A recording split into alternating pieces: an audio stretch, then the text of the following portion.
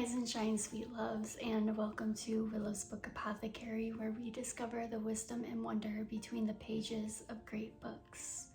Today, I am going to be reading you a passage from Women Living Deliciously by Florence and this passage reflects on cringe as an opportunity for growth.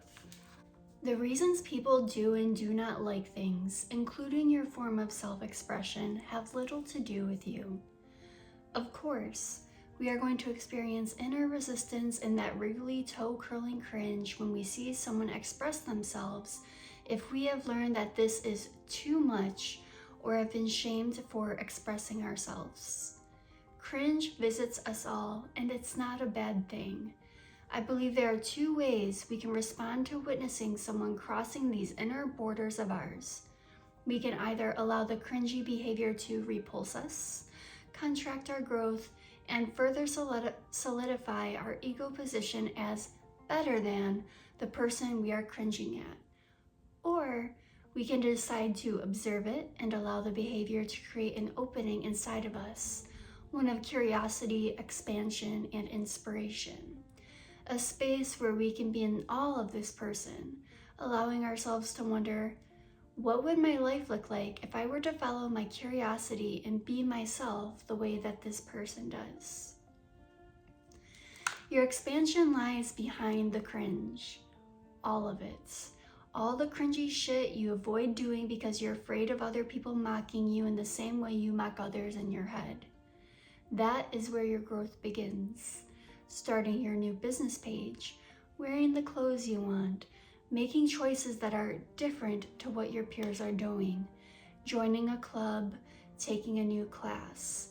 The way to make the world a safer place for you to express yourself is to be the safer world for others to express themselves. What might your life look like if you stopped cringing at yourself and dared to go for the things you want? If you allowed yourself to feel inspired by others who try really fucking hard instead of cringing at them. Life becomes so much more joyful when we allow people to be themselves. The compassion extends to ourselves too. No longer a critic, you suddenly feel the urge to participate. You get fed up of rubbing shoulders with the cynical judges and decide you'd rather be free on the stage, frolicking around courageously with the people they call cringe. This passage made me move beyond my doubts of starting this Lore and Light series.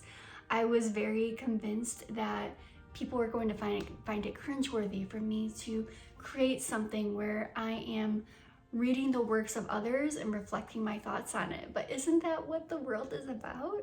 So this passage is really inspiring me to move forward with the lens of optimism, inspiration, and authenticity. So my sweet loves, I have 2 questions for you to reflect on today.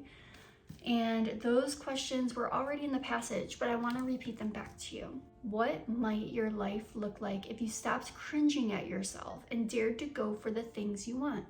If you allowed yourself to feel inspired by others who try really fucking hard instead of cringing at them? If you enjoyed this passage, I would love to hear your thoughts in the comments below. And if you are interested in more daily literary wisdom, then hit subscribe. I'll see you tomorrow.